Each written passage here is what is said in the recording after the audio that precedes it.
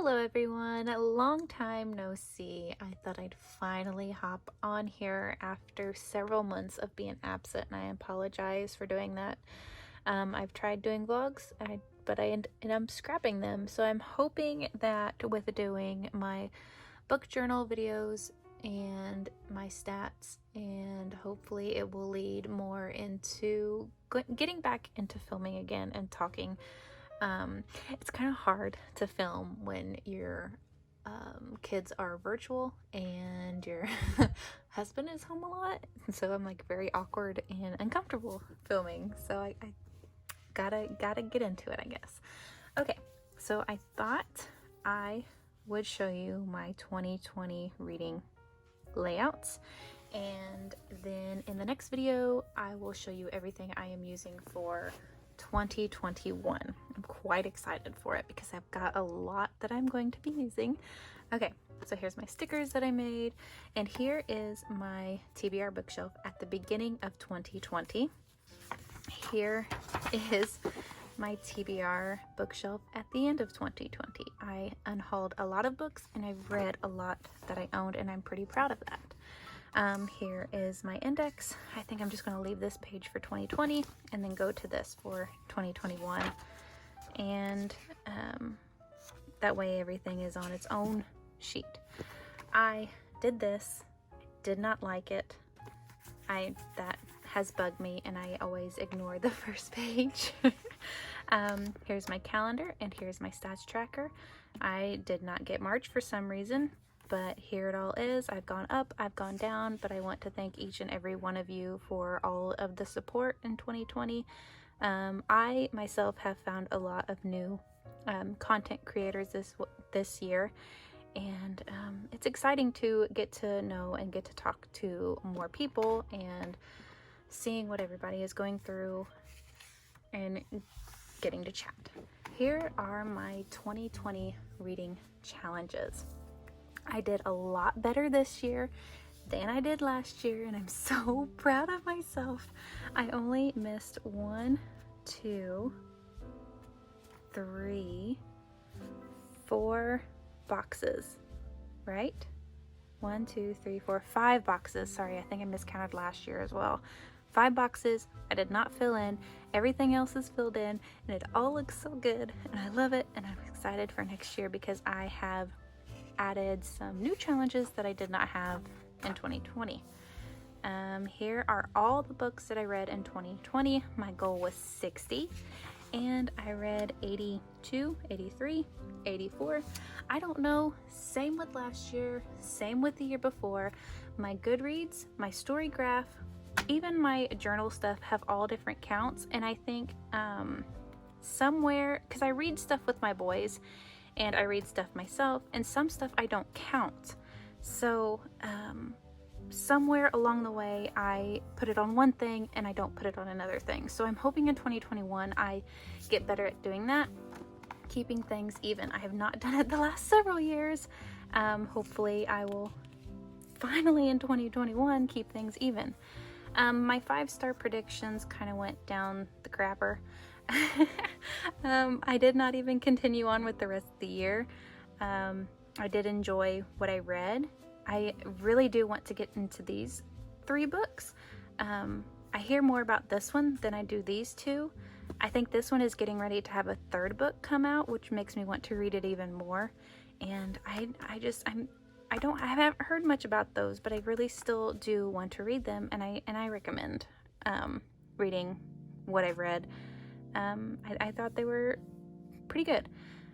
Okay, here is my TBR shelf. I wrote down every single title that I had. I just went through today and marked through all the books that I got rid of. I unhauled. So the highlighted books, or the highlighted titles, are the one that I have read. The one with the dots are the ones that were chosen for my 20 and 2020, which I read a few of them, and we'll get to that here in a little bit. Flip through and you'll see what I've read and what I haven't. And then I read a total of 30 of my own books. So that was fantastic. Out of the 80 something, which I think I need to up my number on the books that I own. That's not even half.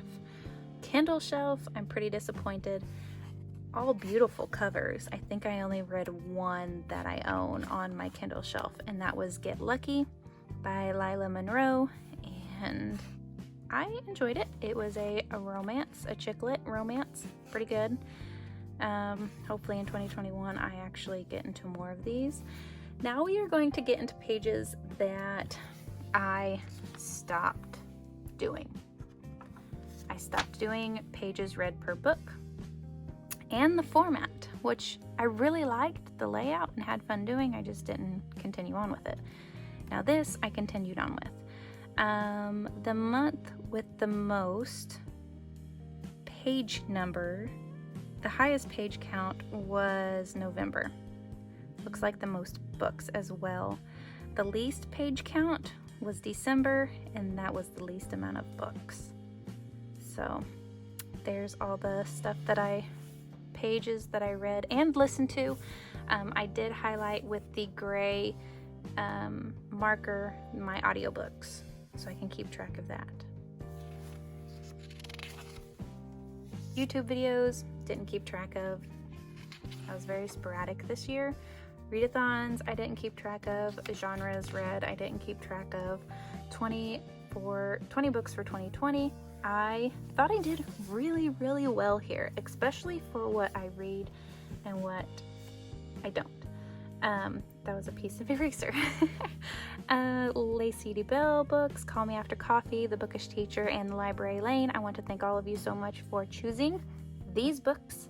I enjoyed what I read, and I really need to get to the ones that I didn't. The Witch of Blackbird Pond, Scythe, Dead Until Dark, The Giver, Outlander, Pride and Prejudice, Murder on the Orient Express, Lightning Thief, Sea of Monsters, The Bone Houses, The Girl the Sea Gave Back, and The Language of Thorns were all fantastic. Glad I read them.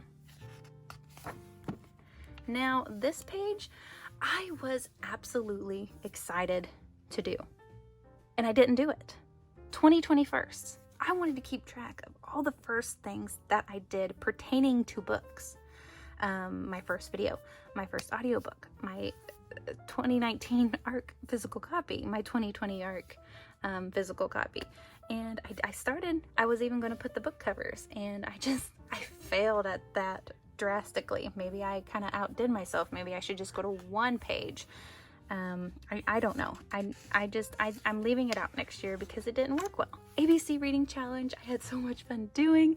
I kept track of the titles, and then I also kept track of how many times I read from that title. And as you can see, there are letters missing, which I hope next year I'll be able to find books for all the letters. Color coded, I gave up. Publication year, I gave up. And then here we are onto ARCs. I read a lot of them.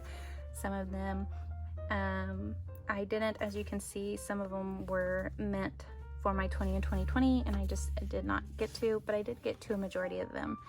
Here are my 2021 pages that I was trying to figure out what I wanted to do. My book sleeve, sales that I sell at my local bookstore. And then here is my year-end books. I have Goodreads, and then I also have Storygraph. So I got these all off of there.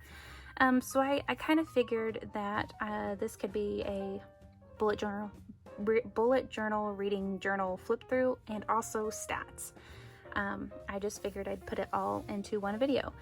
So my year-end books, 31,492 pages read with 83 books total. Like I said, it just, like on Storygraph, I think I either read 83 or 84 or 82. I don't know. Its numbers are weird. Average book length in 2020 was 379 pages. My shortest book was In an Absent Dream by Seanan McGuire, 187 pages. And I think this is the one that I have enjoyed out of all of the ones that I have read so far. I think this one is my favorite one. Longest book, Outlander, 850 pages. That sucker is long. Let's see, the most popular book that I read, which was shelved was 4,723,076 shelves. And then the least popular is 3,298. All the Acorns on the Forest Floor by Kim Hooper, and I recommend reading both, or all that I've read. Highest rated on Goodreads is A Court of Mist and Fury. I am not surprised. My average rating for 2020 was an even 4 stars. Here are the genres. I read most young adult and fantasy. Then it goes romance, contemporary, mystery, historical, thriller, children's, classic, short stories, science fiction, crime, middle grade, LGBTQIA+, and horror. I can see where I need to read more and, you know, keep going with what I normally read at the highest. Page number 500+, 300, and 300 to 499 pages. So that is my average page per book. Read. See, even the page count is different. 83 books, 31,569 pages. My most, I don't know, mood. There it is, the title. I didn't even look at it. The mood was adventurous. That seems to be my go-to. Then mysterious, emotional, lighthearted, dark, tense, funny, hopeful, reflective, sad, and inspiring. It's really interesting to see that, and I'm glad Storygraph created that, because I do want to see the types of books that I have been reading. And then these two things are off of Goodreads, and I will just printed them off to see what I read each year, page count wise and book wise. And I am back to my 2018 around the page count or book count, and I was very, very happy to see it, because I was very disappointed in myself in 2019, not even making my goal of 60 books. I was one off, and I didn't make it in time. So this year I kind of pushed myself more than I probably should have to read what I did. But also audiobooks were a huge play as to why I listened to so much. I got a comment on one of my videos saying that audiobooks is not reading. They are not books. They are not reading. You can't consume them like you should. Each to their own opinion, I guess. And anyways, here are all the books that I read. I'm gonna get in close so you guys can kind of see, I hope, in 2020. See, Goodreads even says 83 books, but here they are. Now, the bottom 4 books I have not rated.